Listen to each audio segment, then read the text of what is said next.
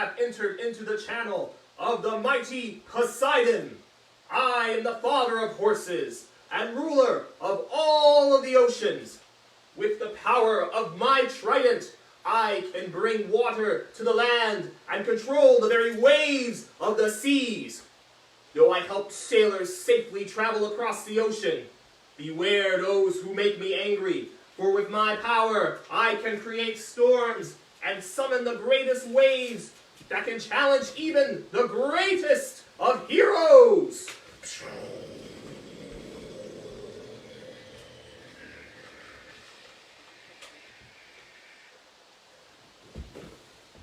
It's okay, don't change that challenge. It's just me. Welcome everybody, my name is Mr. Derek, and thank you for joining me today. I am not Poseidon, that was just a character I was playing today.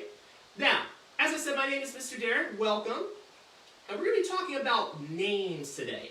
Now, you may have ever wondered, how did you get your name? People give people other different names for a lot of different reasons. Sometimes it's based on history, sometimes it's based on tradition, sometimes it's based on inspiration, and sometimes people just give names because they sound really cool.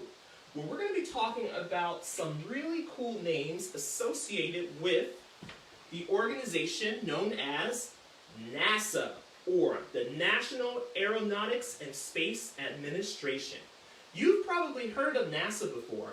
NASA is the organization that runs and plans for all of the cool space missions, all of the space flights to outer space, to observe and learn more about space, all is from NASA.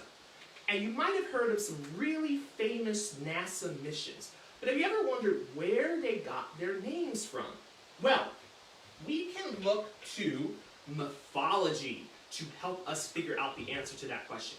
Now, when I grew up, I loved learning about mythology. In fact, behind me, this is a book that I actually got when I was a kid, all about world mythology. Mythology is a collection of stories, fables, and tales that when we look at them and read them, they can tell us a lot about the culture, the history, and the customs of a group of people. And a lot of different countries have their own unique mythologies, all filled with heroes, with royalty, with monsters, and sometimes even ancient gods and goddesses. And one of the first types of mythology that I learned about when I was growing up was Greek and Roman mythology. Now, Greek and Roman mythology has inspired a lot of different stories, tales, media. For example, maybe some of you have heard of the Percy Jackson series. It's a book series that I read when I was younger too. And it's all about reimagining and using inspiration from ancient Greek mythology, ancient Greek mythological characters. Now, I'm going to be sharing some of the Greek myths and gods and goddesses that inspired the names of a lot of famous NASA space missions.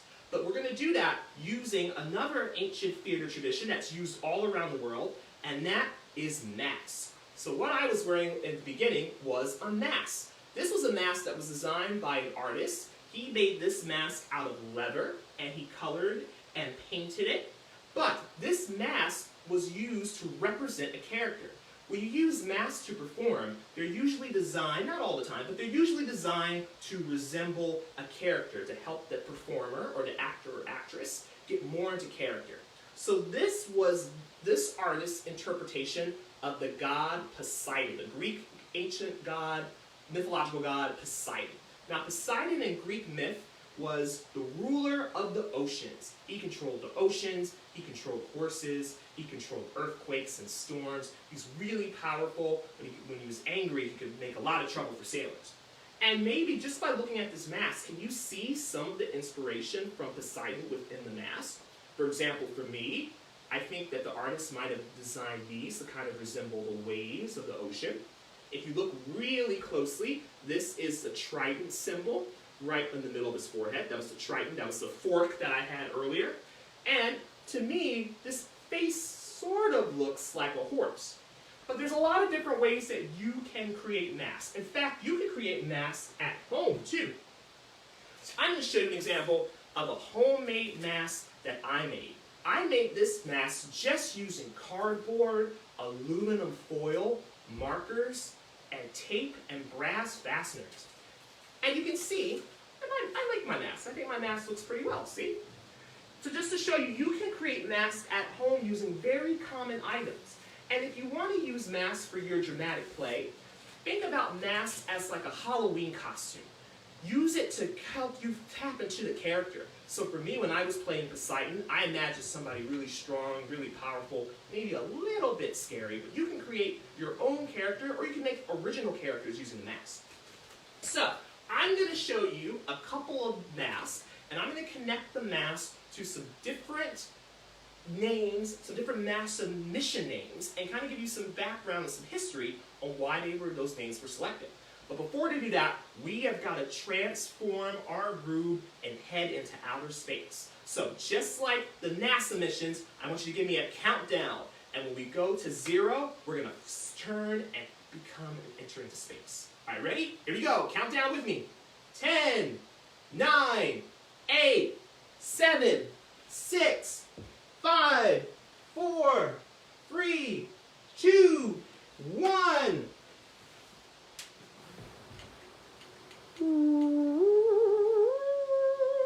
We are now in outer space.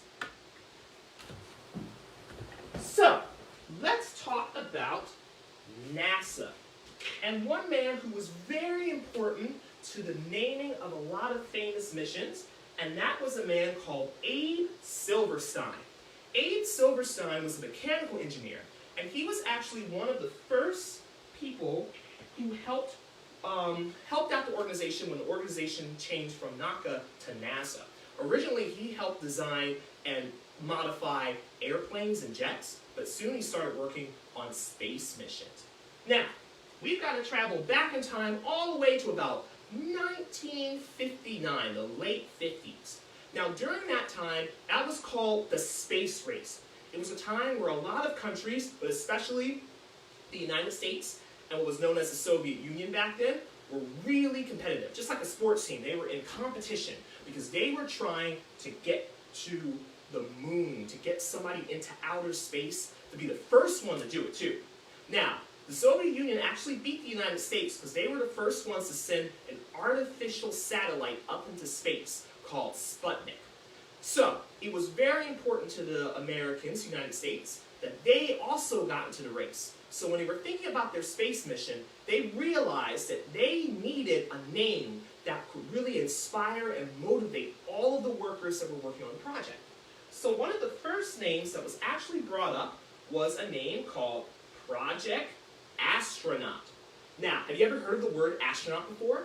Astronaut combines two words. It combines aeronaut, which were people who use balloons to fly in the air, and it also combined the Argonauts. Now, the Argonauts was another group of characters in ancient Greek mythology. They were a group of heroes that sailed on the ocean, and they encountered a lot of different monsters and people and had a lot of adventures. So they took those two words and smushed them together to create astronaut. Now, they didn't end up going with that name, but astronaut is actually a term that we still use today. That's what we call the men and women who go up into the space missions. So even though they didn't use that name for the ultimate project, for sending the people up into space, they did use that term. But the name that they ended up going with for this first round of space missions was called Project Mercury.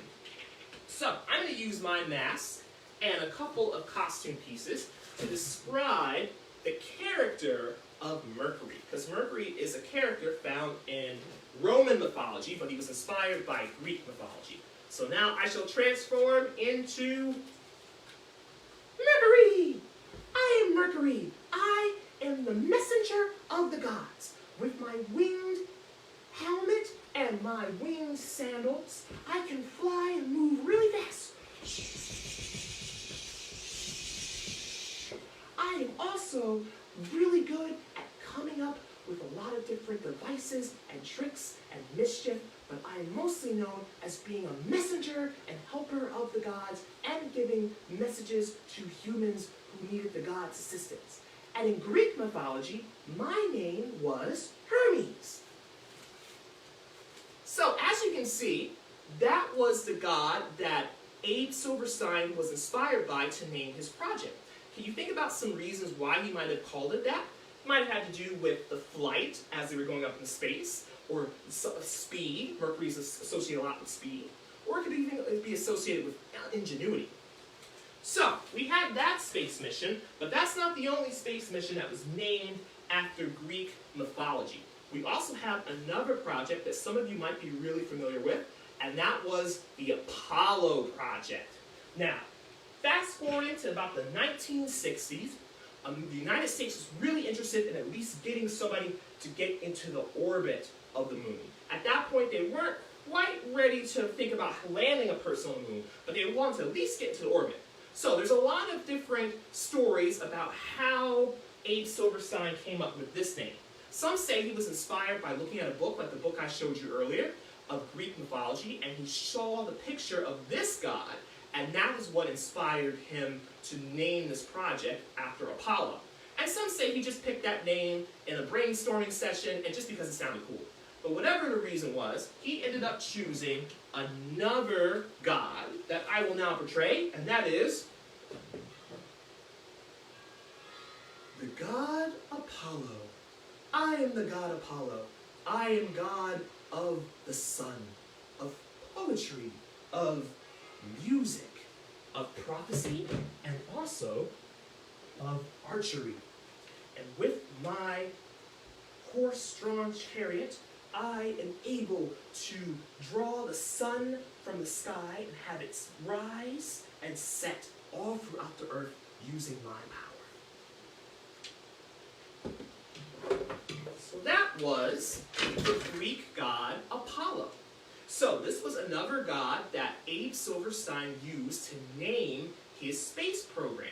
And he named it after Apollo. And eventually, on July 20th, 1969, NASA was successful in flying a shuttle all the way to the moon and having the first man actually land on the moon. Now, there's one more space project that hasn't happened yet, but is in development. It's a really cool one called the Artemis Project, or the Artemis Program.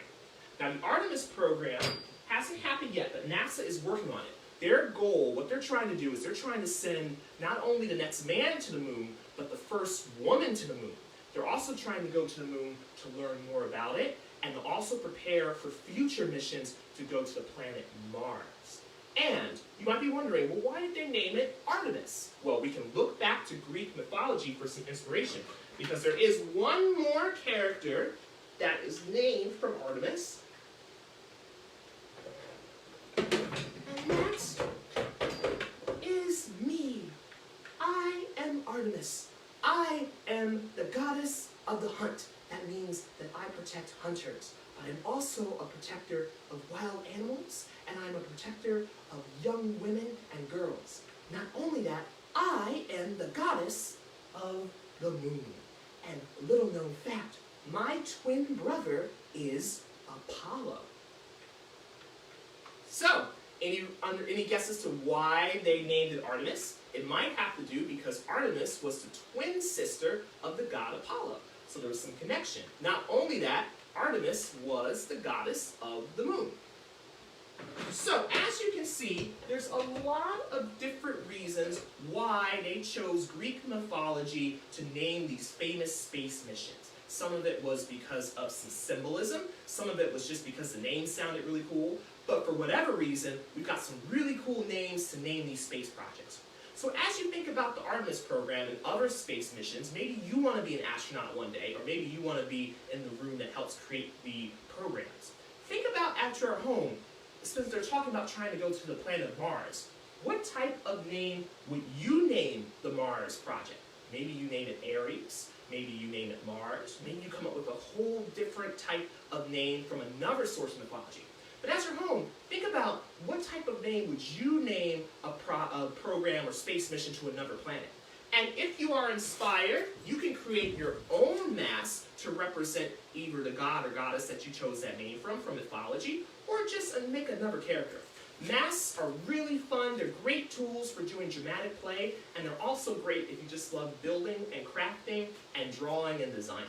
So I hope you enjoyed today's pop-up playtime. Again, my name is Mr. Derek. I hope you had fun, and I hope you enjoy the rest of the cool programs that are coming your way from Port Discovery. Thank you, everybody, and enjoy the rest of your day.